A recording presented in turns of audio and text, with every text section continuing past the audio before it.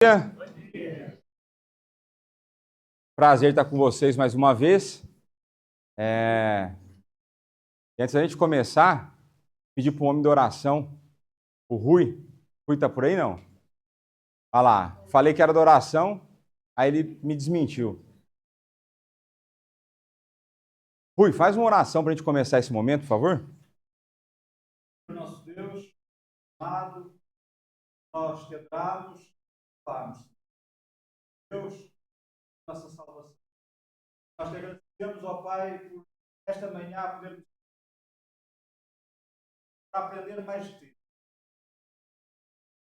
Estes estudos do Westminster, ó Pai, através destes estudos, ó Pai, nós possamos passarmos mais a palavra, estabelecermos mais o nosso entendimento da tua palavra, Senhor.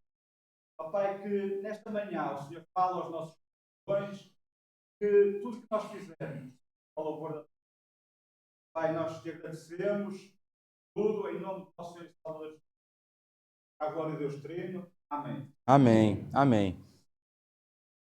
O Rui orou pelo estudo na confissão de fé, mas hoje nós vamos dar um intervalo.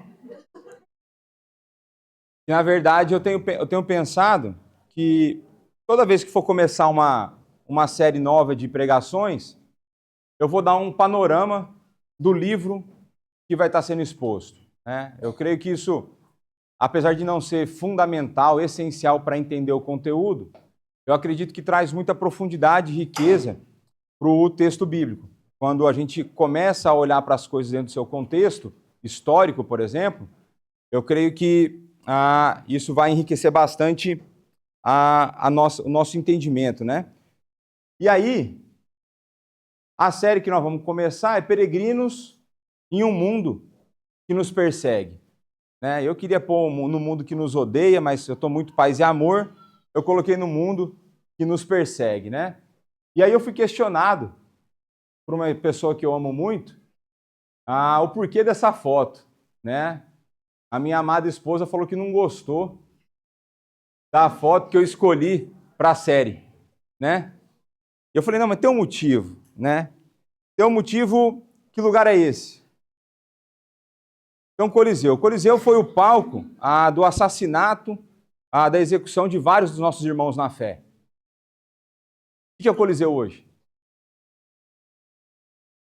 É um negócio caindo aos pedaços, que eles usam para tirar dinheiro de turista, né? Então eles estão martirizando os turistas, não mais os cristãos, né? Mas o que eu quero dizer é que um lugar que foi instrumento, palco de tortura e assassinato, hoje nada mais é do que um monte de pedra em ruínas e que a Igreja de Cristo permanece firme e forte, porque Ele é o dono da igreja e Ele sempre vai prevalecer. E é por isso que tem um sol trazendo a luz da esperança daquele que é a luz da nossa vida. Faz sentido? Então tá bom. Então minha esposa não gostou da foto, mas pelo menos faz sentido. Né? Uma coisa que importa para mim é fazer sentido. Só para fazer uma brincadeira com ela aqui, só para expô-la um pouco. É uma perseguição com a minha esposa. Tinha várias formas, né? Então você tinha, às vezes, era só jogado aos leões, por exemplo. Né? Você tem a história de Quase toda vez que eu leio, ou eu falo desse cara, eu choro. Do Policarpo de Esmirna, né, que foi ateado fogo nele, em frente ao povo, né? Então tinha uma plateia assistindo e botaram fogo num senhor de 86 anos, né? Mas as formas foram diversas, mas muitos dos relatos que são chocantes é que muitas vezes aqueles que estavam mais próximos e conseguiam ver, muitas vezes relatavam que eles estavam a sorrir ou estavam a cantar. Então, o que eu penso é que vir para cima da gente vem, nós temos alguém que nos defende, e como diria Augusto Nicodemos, pela fé a gente morre e pela família a gente mata. Então, pela fé a gente morre. A gente não vai resistir, a gente vai pregar, a gente vai anunciar, e que venham para cima de nós, mas que nós tenhamos aí uma posição firme no Evangelho, né? E aí eu quero trazer para vocês, era bibliográficas, eu pus bibigráficas aqui, então deixa eu passar. Então, esses são alguns, a maioria dos livros que eu usei, estou a usar, né, para montar tanto a aula de panorama quanto as pregações, né? São os auxílios, eu falei para vocês que o meu objetivo aqui é ser um excelente papagaio de pirata. É repetir ideia boa dos outros, que as minhas não são muito boas, né? E a primeira carta de Pedro, ela está naquela categoria conhecida, as epístolas gerais. Então, quando a gente pega o Novo Testamento, existe uma divisão que a gente faz. Nós temos os famosos evangelhos, aí nós temos as cartas paulinas para as igrejas, nós temos as cartas paulinas, tem Atos dos Apóstolos, que muitos vão considerar como parte quase do evangelho, porque tem o mesmo autor Lucas, e que quando foi composto em praticamente um único volume, né? Aí depois você vai ter as cartas paulinas, você tem as cartas pastorais, que tem a autoria de Paulo, mas são direcionadas não a igrejas, mas a pastores das igrejas, então Timóteo e Tito. Você tem, então, as conhecidas epístolas gerais. E Apocalipse, né, vai ser no último livro, mas as epístolas gerais estão antes de Apocalipse.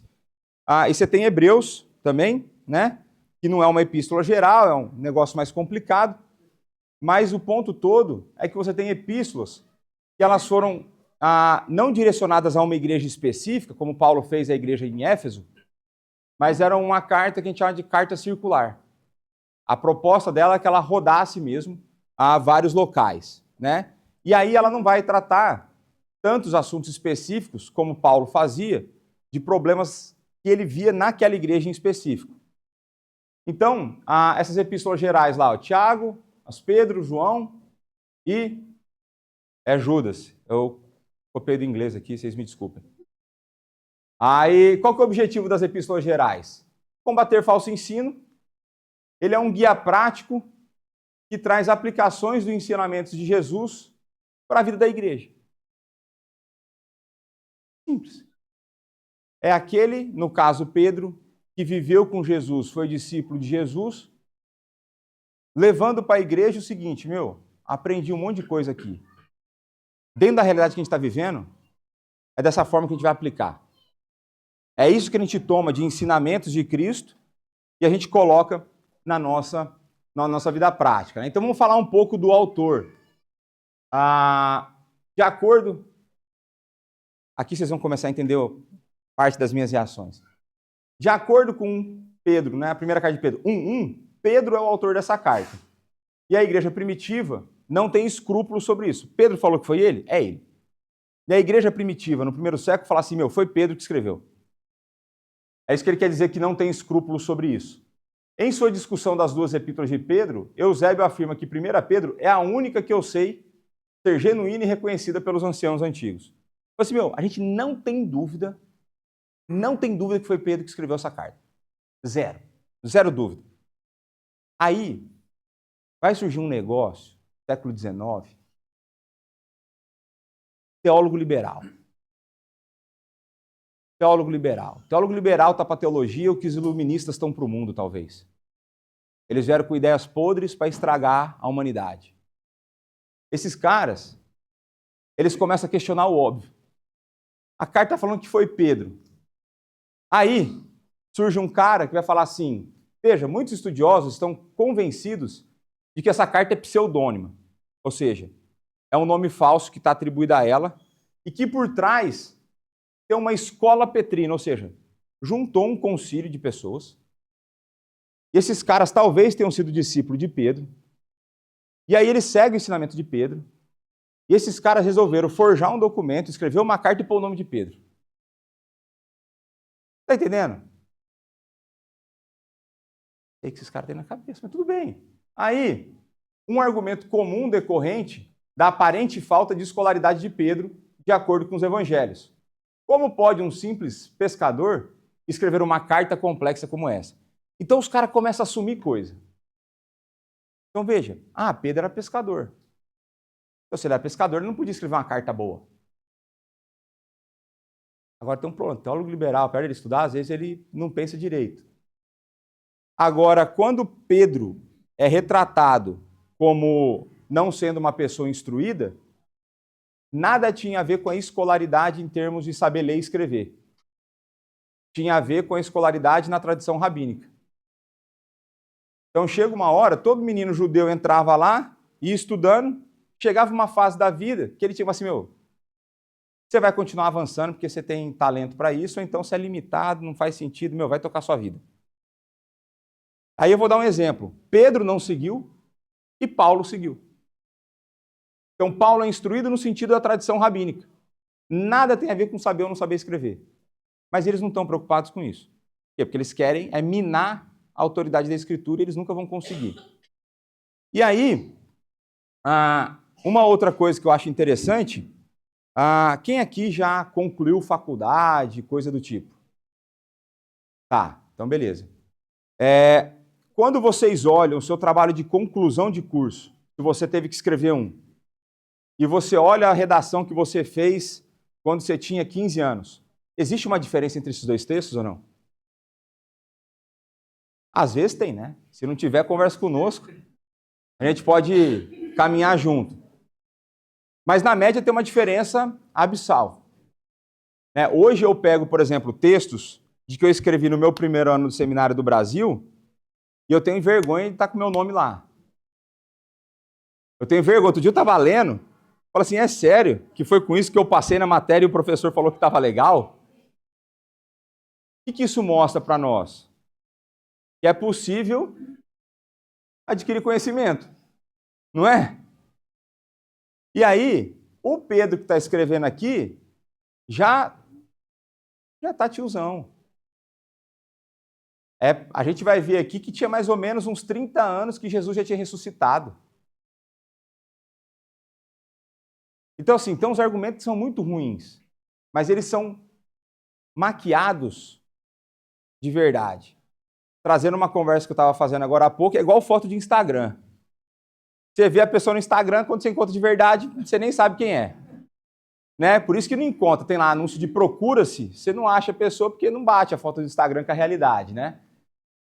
Mas então, o Bill vai argumentar, que o problema com essa conclusão é que simplesmente não sabemos muito sobre a formação educacional de Pedro.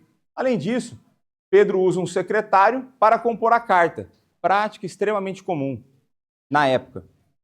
Você tinha um cara para escrever, eu adoraria ter isso, só vou falando, põe essa ideia aí, e o cara vai lá, né? E de modo que o vocabulário, a sintaxe e o estilo podem ser muito bem atribuídos ao secretário Silas. E para nós o estilo é inspirado, é tranquilo. Por isso é que com bons motivos que o apóstolo Pedro, um dos discípulos mais próximos de Jesus, escreveu essa carta. Então para nós zero estresse, é Pedro. Então vamos lá. Quem que é esse Pedro? Anteriormente, parecendo precipitado e impetuoso, na época em que Pedro escreveu essa epístola, ele havia servido como apóstolo líder por cerca de 30 anos. E ele se tornou um líder de igreja maduro e experiente. Essa primeira epístola de Pedro, escrita para muitas dezenas de igrejas na Ásia Menor, atual Turquia, não aborda problemas específicos ou nomeia indivíduos específicos em uma igreja local, como Paulo normalmente faz, mas está repleta de profunda visão teológica e ética que é prontamente aplicável a todos os cristãos em todos os momentos. Então, se a gente tem que ser honesto quando a gente vai analisar alguma coisa. Se a gente olha para a Escritura e a gente vê Pedro pré-ressurreição de Cristo, o cara era complicado. Eu gostava dele naquela época já, mas se eu olhava para ele de fato era esse cara impetuoso, precipitado. Mas foi o primeiro cara que confessou Jesus como Cristo. Foi o primeiro que andou foi o segundo que andou pelas águas, que Jesus já estava andando. Aí então, se ele tentou andar, se ele deu 2 passos, ele andou. Depois deu uma falhada, é outra história. Mas quando a gente começa a olhar o relato de Atos, então, quantas vezes Pedro negou Jesus? Quantas vezes Jesus perguntou para Pedro se ele amava? Então, existe uma correlação entre cada negação e cada afirmação posterior de Pedro falar, eu te amo, tu sabes. Ele fica meio chateado, mas eu acho que depois deve ter entendido. Mas você vê que depois desse momento, depois do derramamento do Espírito, Pedro é transformado absurdamente. Absurdamente. O cara que ficou com medo. Isso para mim é muito louco. Quando Pedro vai negar, ele nega Cristo, ele estava lá na fogueirinha lá com o pessoal nem tinha poder assim de fazer tanta coisa com ele. Se ele quisesse, ele podia sair correndo no meio da noite, né? Igual tem um relato lá do rapaz que estava com o lençol e saiu correndo, né? Até hoje eu estou tentando entender aquele relato. E esse mesmo homem, depois do derramamento do Espírito, faz a pregação do Pentecoste. Humanamente falando, é zero lógica. Não faz sentido. Mas esse é o poder do Espírito. Esse é o poder transformacional do Espírito. O mesmo Espírito que está disponível em nós hoje. Isso vai ser importante para a série de pregação, hein? Então, a gente tem um homem muito mais maduro, muito mais sábio, um homem que teve seus pecados expostos pré-Pentecostes e pós-Pentecostes. Teve um dia lá que ele estava dando uma falhada lá e Paulo foi dar uma chamada bíblica nele lá, deu uma exortada nele.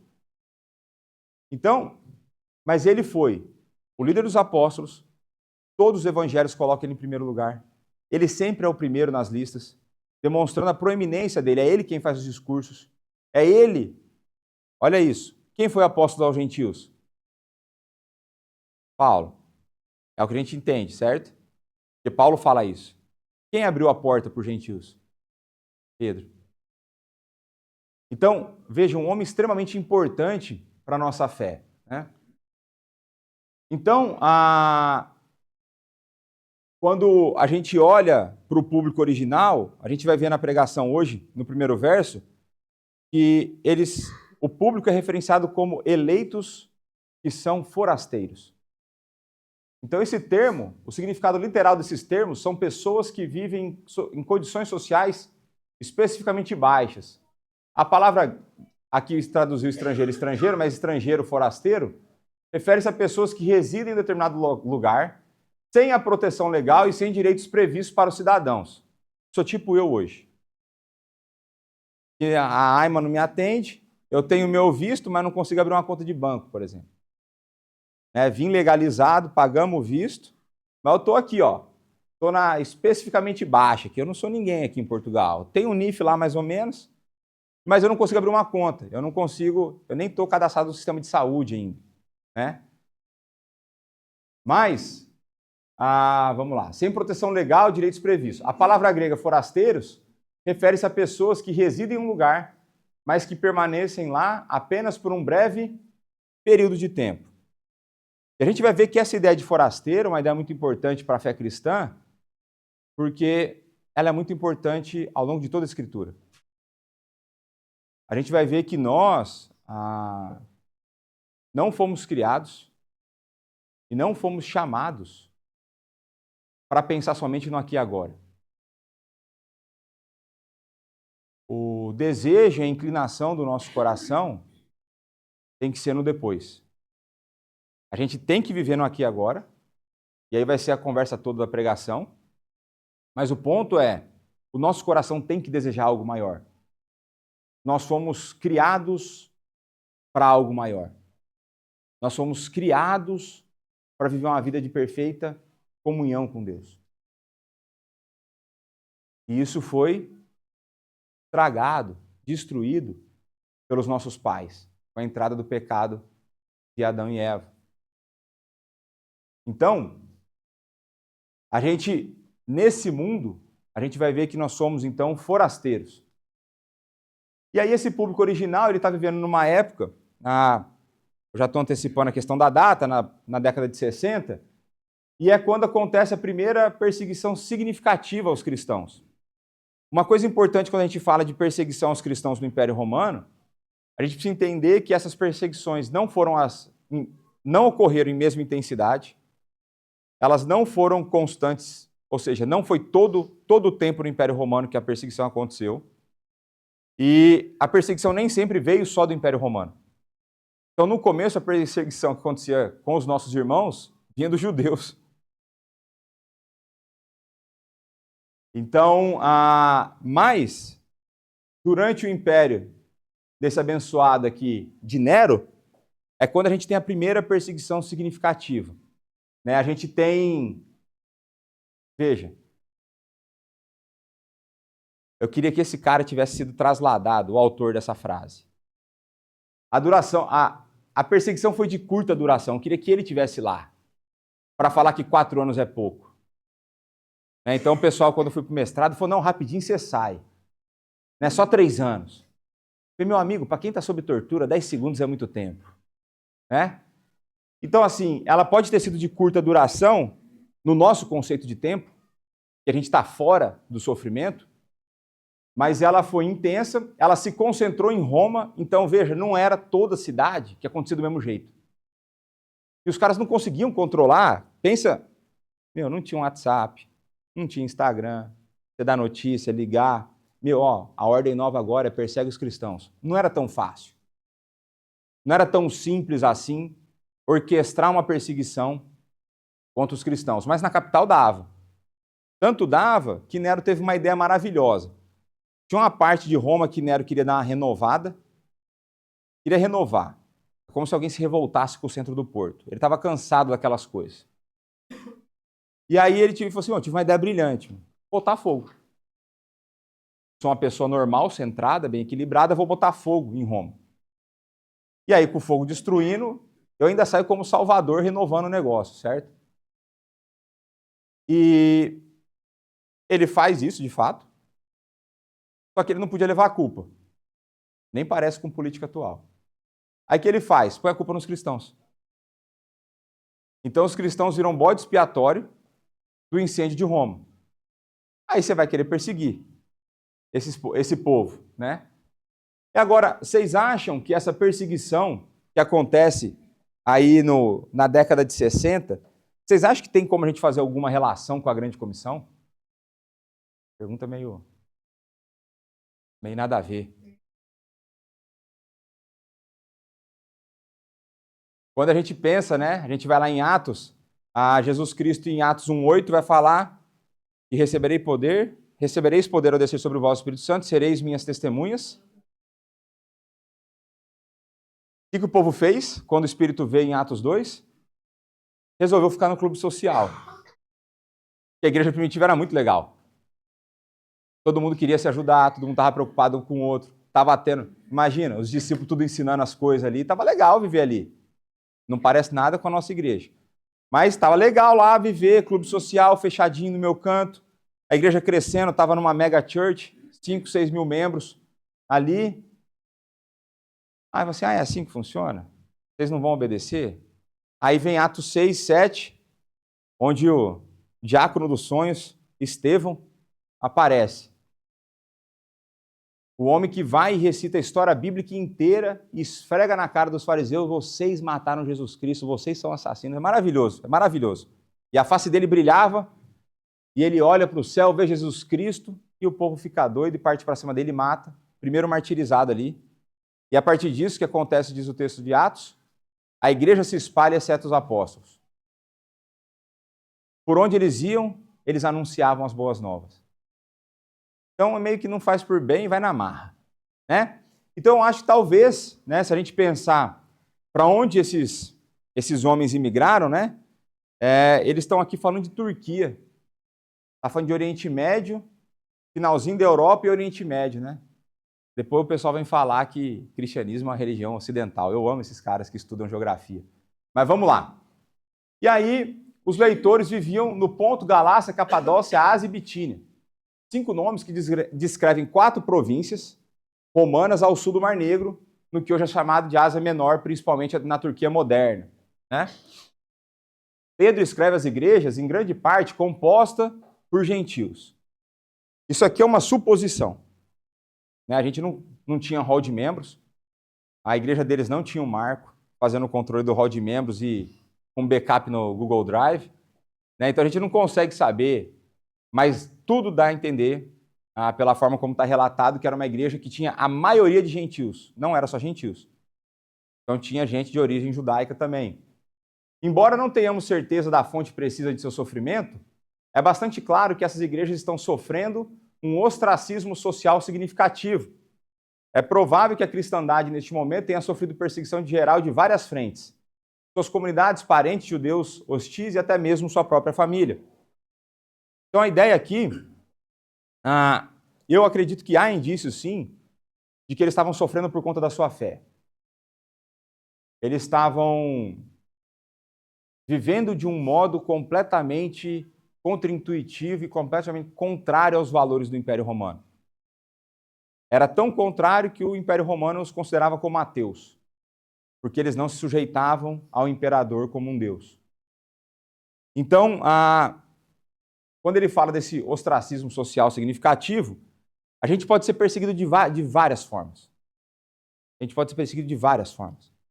A gente pode ser perseguido de maneira física, em que pessoas virão até nós e nos decapitarão, como acontece com os nossos irmãos, por exemplo, na Nigéria.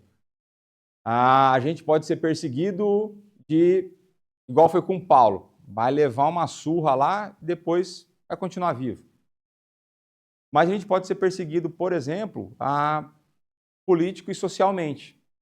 Você pode ser perseguido quando você, nascendo no Império Romano, não tinha dado a cidadania romana porque você é cristão. Onde no seu país de origem você é um forasteiro. Você pode não ter o seu passaporte ali, fazendo paralelo para nós, né? Na época deles, como se não tivesse um passaporte. Você pode não ter acesso a coisas básicas da sociedade por conta da sua fé. Então existem formas em que você pode ser perseguido sem ser fisicamente. Eu não sei o que é pior. E eu nem quero fazer juízo de valor. Perseguição é perseguição. Você pode ser perseguido, por exemplo, que quando você expressa suas opiniões em alguma rede social, a rede social derruba a sua postagem. Você pode sofrer perseguição quando no seu trabalho, se você se recusa a adotar linguagens inclusivas, você pode perder o seu emprego. Você sofre perseguição, por exemplo, no meio acadêmico, se você não ceder a cartilha, você não vai tirar nota. Ou você não vai ter seu trabalho aceito em algum programa que você quer aplicar de pós-graduação, por exemplo. Então existem formas e formas da gente ser perseguido, né?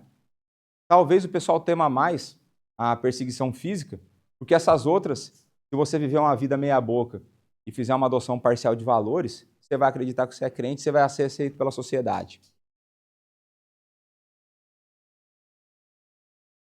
Então esse é um mapinha, né?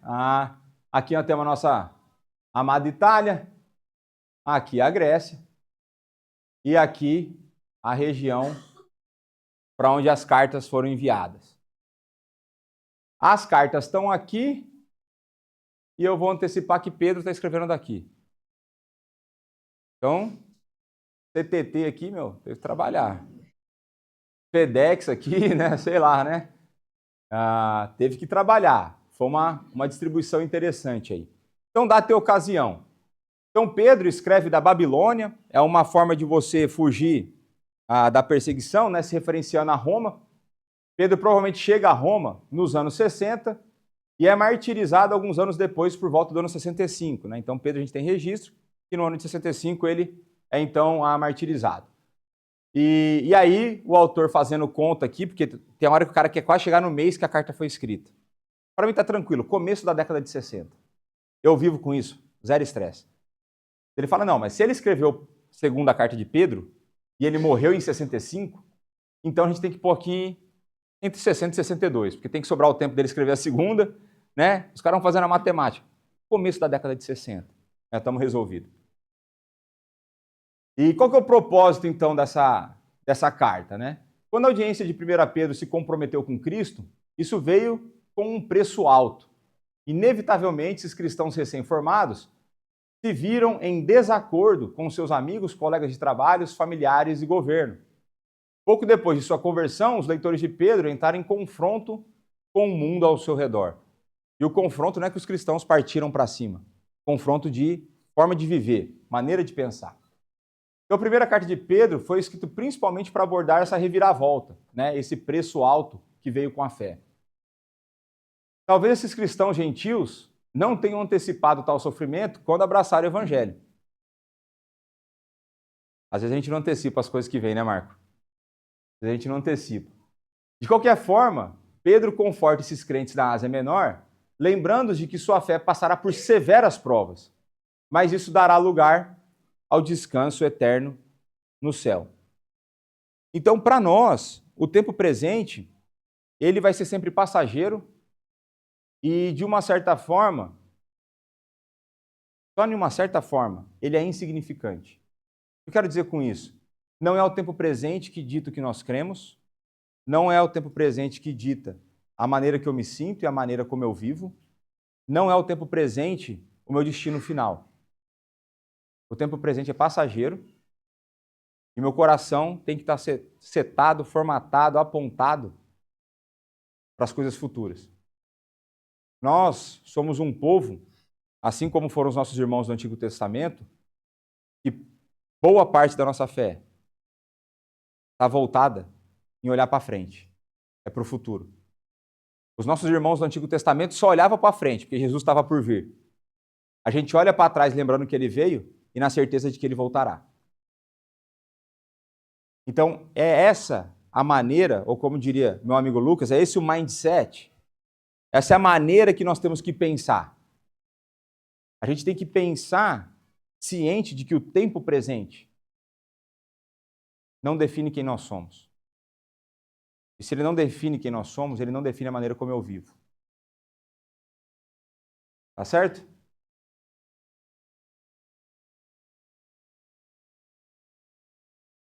Então vamos lá. Vamos recatar aqui. Então, de qualquer forma, Pedro conforta esses crentes na Ásia, lembrando da sua fé passar por provas, mas isso dará lugar ao descanso no céu. Pedro não apenas destaca o papel da fé perseverante, mas também, como outros escritores do Novo Testamento, lembra seus leitores de sua posição em Cristo. Isso quer dizer?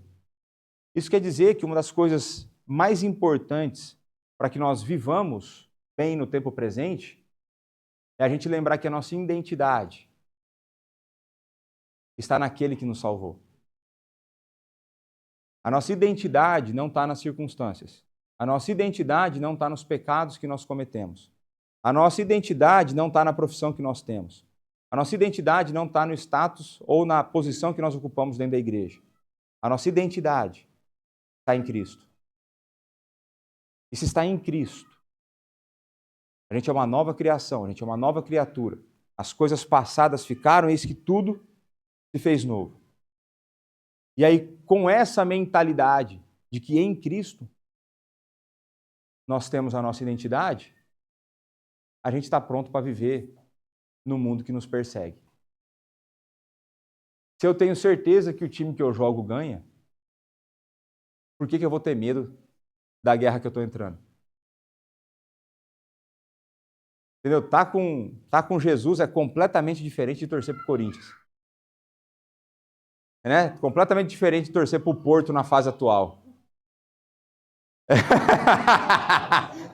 Temos uma portista aqui. Aí, porque a gente não sabe o que esperar do nosso time quando eles entram em campo. Tem dia que dá tudo certo. Mas na média não está dando. Mas não é assim com Cristo. Não é assim com Cristo. A gente tem a certeza de que a gente joga no time que ganha. A gente tem a certeza que ele venceu a morte. A gente tem a certeza que ele já feriu a cabeça da serpente. A gente tem a certeza de que ele voltará para julgar vivos e mortos. E se eu tenho essa certeza, vem para cima. Né? Vem para cima de nós que a gente está com ele. Então, ao colocar a sua fé em Cristo, esses cristãos gentios se tornam parte do Israel restaurado de Deus. O evento sobre o qual o Antigo Testamento profetizou séculos antes. Então, diferente do que alguns acreditam, de que Israel e a igreja são duas coisas apartadas, Israel e a igreja, num certo sentido, são a mesma coisa, pois eles são o povo de Deus. Nós somos a continuação dos nossos irmãos do Antigo Testamento. Não existe, vai existir a distinção de que país você nasceu, da etnia, do sangue judeu?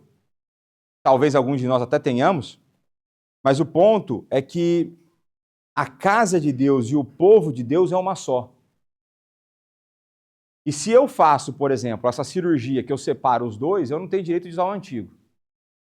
O antigo é de Israel, a gente não pode nem aplicar as profecias para nós. Nem posso me usufruir daquelas coisas ali, por exemplo. Mas, tem uma carta aos Hebreus, e olha só o que o nosso autor desconhecido fala. Pois toda casa é estabelecida por alguém, mas aquele que estabeleceu todas as coisas é Deus. E Moisés era fiel em toda a casa de Deus. Qual que é a casa de Deus que Moisés era fiel?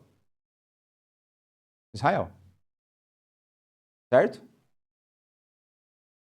Mas ele era fiel como servo, para o testemunho das coisas que haviam de ser anunciadas. Cristo, porém, como? Em que casa? Sua casa, ele não é servo. A qual casa somos o quê? Espera aí, mas somos nós do novo ou somos nós do antigo? Dois. Se guardamos firmes até o fim, a ousadia e a exultação da esperança. Então esse texto de Hebreus nos mostra que o povo de Deus que foi construído no Antigo Testamento, tendo Moisés, a figura principal, como um servo nessa casa, tem o dono da casa, Cristo, falando que o seu povo é a igreja. Ou seja, o povo de Deus é Israel e nós somos o povo de Deus. E por isso que muitas vezes aqui na bênção eu falo Israel espiritual de Deus. E é isso que nós somos. Tá certo? Sem distinção. Então, antigo e novo. Vamos ler a Bíblia inteira. Até porque 2/3 da Bíblia está no antigo. Tá bom? Então vamos lá. Então, alguns temas teológicos aí. Como cristãos, a quem se dirige essa carta estavam sofrendo uma perseguição cada vez maior, o propósito dela era ensiná-los a viver vitoriosamente em meio à hostilidade, sem perder a esperança, sem amargurar-se, enquanto confiassem no Senhor e enquanto esperavam a segunda vinda. Então, como que você enfrenta isso? Eu vou argumentar que você enfrenta isso com boa teologia, que é o que Pedro está fazendo. Pedro queria convencer seus leitores de que, ao levar uma vida obediente e vitoriosa sob pressão, o cristão, de fato, pode evangelizar seu mundo hostil. Então, e a gente tem vários relatos históricos disso, eu já contei, inclusive, da questão dos nossos irmãos sorrindo quando eram assassinados ou cantando enquanto esperavam para ser executados. Ninguém consegue entender isso. Quem está de fora não consegue entender isso. E isso testemunha para os de fora. Então, quando você tem pessoas que estão dispostas a morrer pela sua fé, você tem um testemunho gigantesco. O que na tua vida você está disposto a morrer por? Em termos de valores.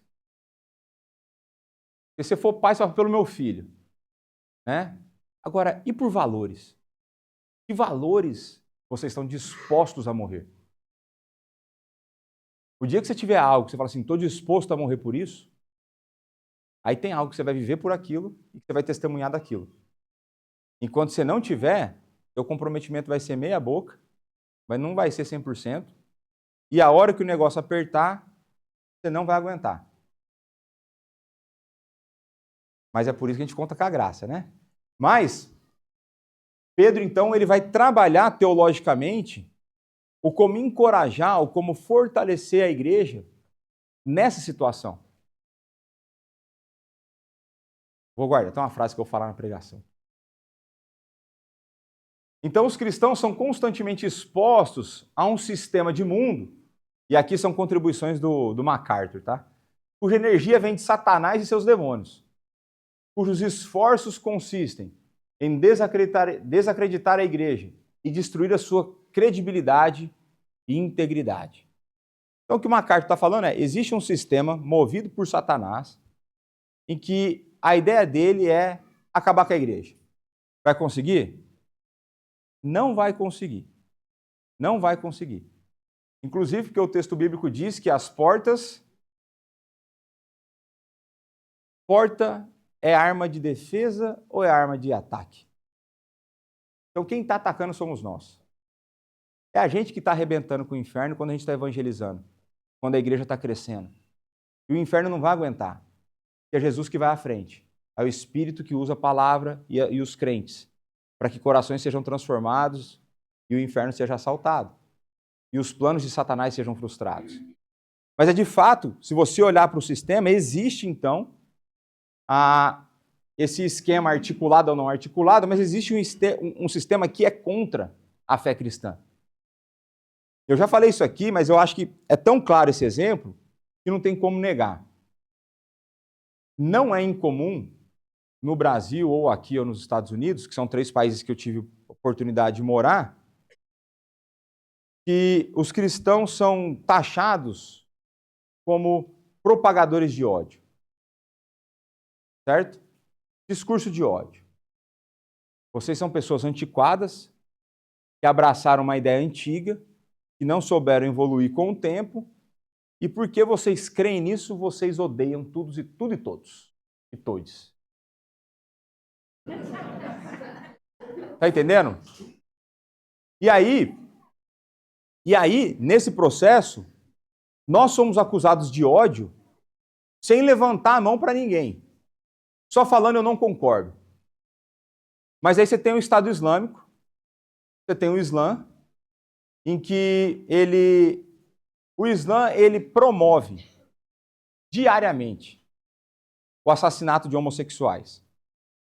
O Islã promove com frequência apedrejamento de mulheres. Eu nem consigo imaginar o que eles vão fazer com o povo da ideologia de gênero. Mas quantas vezes vocês ouviram alguém falar que o Islã propaga ódio? Isso é coisa sua, seu intolerante cristão. Olha a loucura. Você quer ver a loucura do mundo que a gente vive? Vai na rua e vê se você vê bandeira da Palestina. É loucura. E nem estou falando para ter a bandeira de Israel. Eu estou falando que não faz sentido algum ter a bandeira da Palestina. Aí você tem o pessoal do alfabeto, LGB, que eu já nem sei mais, é o pessoal do alfabeto. Você tem esse pessoal falando liberta Palestina. Meu, mas você quer mesmo que liberta? Que eles vão vir atrás de vocês. Só que eles não enxergam isso, porque quem são os propagadores de ódio? Vocês. Faz sentido? Para mim só pode ser a cegueira de Satanás isso. Então o Carson escreveu um livro, e para quem gosta de leitura aí, é um livro chato de ler, mas é bom. A Intolerância da Tolerância. E a tese do Carson é de que existe um conluio contra o cristianismo e é só isso. Todo mundo pode fazer qualquer coisa, menos a gente. E ele vai dar vários exemplos. É muito interessante. A intolerância da tolerância. Porque se a tolerância é com todos, por que nós não somos tolerados? Mas tudo bem. A gente não se importa com isso, que a gente segue firme. A gente segue firme. E aí o MacArthur vai falar, baseado no que Pedro escreve, de uma maneira pela qual esses espíritos trabalham é encontrando cristãos cuja vida não é coerente com a palavra de Deus. E depois exibindo-os diante de incrédulos para mostrar que a farsa que é a igreja. Tão simples. Como que... Eu sou pastor. Eu sou uma das grandes vítimas disso aí. Eu lembro que quando tive o chamado, estava saindo do banco, indo para o seminário, aí fui visitar um primo meu, e meu primo, e aí, como que tá a vida? Eu falei, tá acontecendo isso. Sério que você vai ser pastor?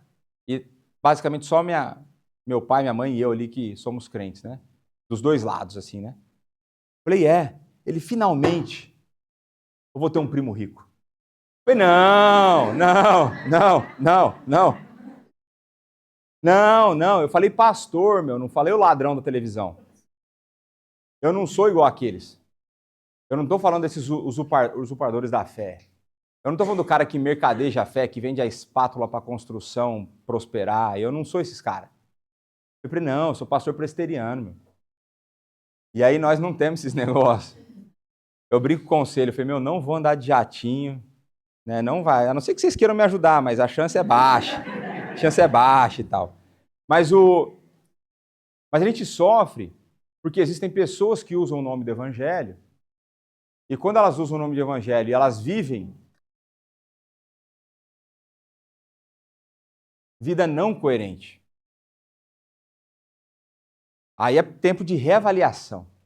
É tempo de olhar para si e falar assim, como tem sido? E aqui não é um negócio moralístico, não. Aqui é uma estratégia mesmo, eles vão fazer isso. Você vive uma vida meia boca e diz que é crente, e no trabalho você mente, isso vai ser exposto, a tua igreja. Veja, eu vou sofrer por conta disso. Né, eu estava vendo um vídeo esses dias, eu mandei para o Lucas e para o Marco. Um pastor que eu conheço, ele falando que a igreja dele no Chile estava indo bem. Chega uma hora que a igreja dá uma travada. Ele fala assim, eu percebia que tinha alguma coisa estranha. Eu chamei o outro pastor, começamos a orar, e Deus começou a levantar pecado do povo no meio da igreja. Aí começou fornicação, adultério. Aí foi uma disciplina, 2 disciplinas, 3 disciplinas. Aí ele falou que quando, não sei se foi na 8ª, nem lembro qual que foi o número de disciplina que eles deram lá. E ele fala um negócio que faz muito sentido e que a gente normalmente não pensa. Ele fala assim, o seu pecado como membro da igreja nunca é só seu. Se nós somos um corpo, o seu pecado afeta a nossa vida. Então, em última instância, quando você vive uma vida meia boca, uma vida que não é coerente com o evangelho, e você está levando o nome das Pedras Vivas, que é a igreja de Cristo, aqui no Porto, você está prestando um desserviço. Você está sendo usado por Satanás para trazer vergonha para o nosso nome e para o nome de Cristo. Então, se você for fazer besteira, fala que você é de outra igreja. Brincadeira. Brincadeira. Não faça, não faça. Né? Não podia perder a chance, né? Então, no entanto, os cristãos devem permanecer firmes contra o inimigo e silenciar os críticos. E como que você cala a boca de quem te critica? Santidade. Se o cara falar contra ti, vive uma vida santa. Ele não vai ter o que falar contra ti. E vai ter o texto que vai falar, é melhor você sofrer tendo feito bem do que sofrer tendo feito mal. Então, a carta de Pedro é um convite para uma fé intensa, comprometida, destemida e ciente de que nós sofreremos. E ciente de que nós sofreremos. Então, Pedro apresenta aqui algumas categorias, né? Então, a primeira é uma categoria positiva, em que ele inclui uma longa lista de bênçãos concedidas ao cristão. Então, o cristão é abençoado. Enquanto ele fala sobre a identidade dos cristãos e o que significa conhecer a Cristo, Pedro vai mencionando privilégios, e a gente vai passar por esses privilégios. Semana que vem, a gente vai falar de alguns deles. Mas, ao mesmo tempo, ele vai falar que vem sofrimento. E os cristãos, por mais privilegiados que sejam, também devem saber que o mundo irá tratá-los injustamente. Sua cidadania está no céu e eles são estrangeiros, forasteiros, peregrinos no mundo hostil. Veja, você acha que faz sentido a gente esperar ser tratado de maneira justa por Satanás? Veja, é muito óbvio, mas a gente não pensa nesses termos normalmente. Você fala assim, o mundo é injusto comigo. E você queria o quê? Jesus fala que é inimigo, e nós que estamos querendo fazer amizade com quem não quer amizade com a gente. Então a gente tem uma postura tão pacifista, tão apática, que a gente quer ser amigo do cara que quer matar a gente. Agora, como que a gente pode ser amigo e amar esse cara que quer matar a gente? Aí anunciando a verdade. Mas veja, a nossa esperança não tem que estar centrada, não tem que estar colocada na expectativa de que o mundo vai nos tratar justamente. A nossa expectativa está de que Deus vai nos tratar justamente por conta das obras de Cristo e em Cristo. Se fosse tratar nós justamente sem Ele, também estava, como Ele é justo, a gente estava lascado. Mas a ideia é que em Cristo nós seremos tratados de maneira justa, porque Deus é justo, mas obteremos a salvação porque Cristo foi justiça por nós. Então, não se iluda com o mundo, tá certo? Portanto, a vida do cristão pode ser resumida como um chamado à vitória e glória pelo caminho do sofrimento. Então, você pode ter certeza disso. Se você é um cristão verdadeiro, vida de glória está prometida. Vida de vitória está prometida. Mas é sofrimento. Eu lembro de um evento que a gente fazia lá no Brasil de evangelismo para jovens. E aí, vários jovens tomavam uma decisão de que, eu quero seguir a Cristo. Tá bom, vamos conversar, meu. Por que você quer seguir a Cristo? Você está achando que os problemas da tua vida vai sumir, meu? Não vai. Vai piorar. O quê? Eu falei, a diferença é que você vai ter aquele que resolve os teus problemas andando com você. Não existe esse cristianismo de conto de fadas, que alguém criou esse negócio, de que a vida cristã ela é vitória atrás de vitória no sentido humanista da coisa, materialista da coisa. A vitória nossa, ela é no sentido espiritual. A vitória nossa, ela está indo, na média, contra a cultura do tempo presente. A gente toma decisão de jeito diferente. A gente vive por valores diferentes. A gente deseja coisas diferentes. A nossa vitória está que um dia, a gente vai acordar e vai falar assim, hoje eu não vou pecar, porque eu sou igual a Ele. Eu fui glorificado, porque Ele me salvou e me trouxe até aqui. Então a nossa vitória vai vir no caminho do sofrimento. Agora eu não vou lembrar onde que está isso. Eu vou fazer aquela... Está no Novo Testamento. Mas que é assim... Que a gente deve se alegrar, não apenas por conta das bênçãos, mas porque nós estamos sofrendo como aquele que nos salvou sofreu.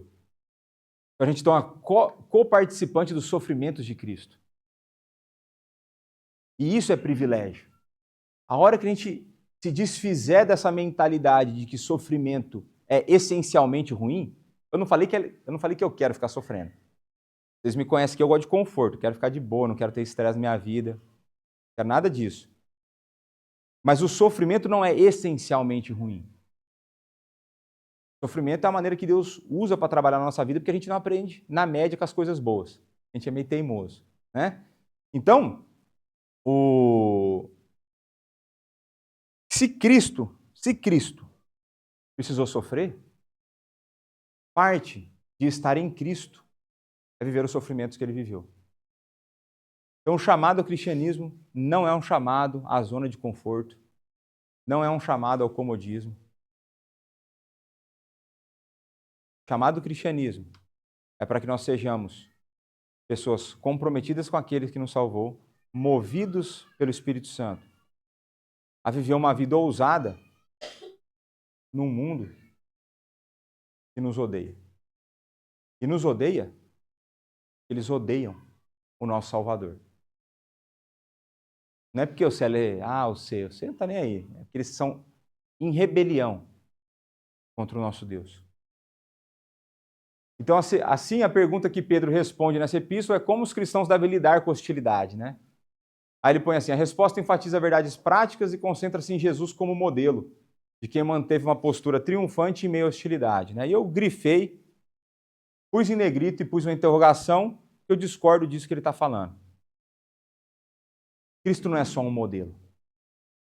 Cristo é aquele que possibilitou que a gente possa seguir o modelo que ele é. É mais do que um modelo.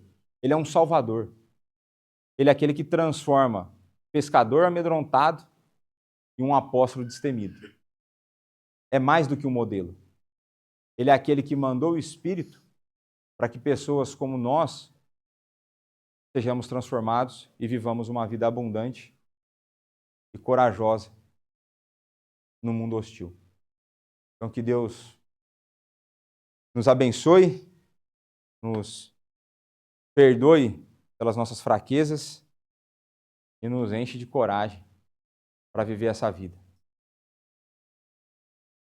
Marco, o homem do encerramento das orações, das reuniões.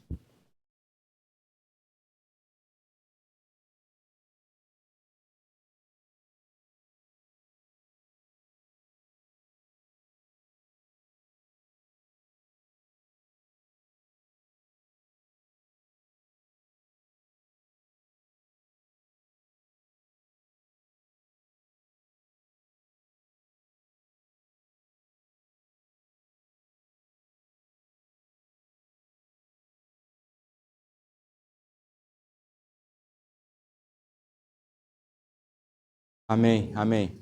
Então,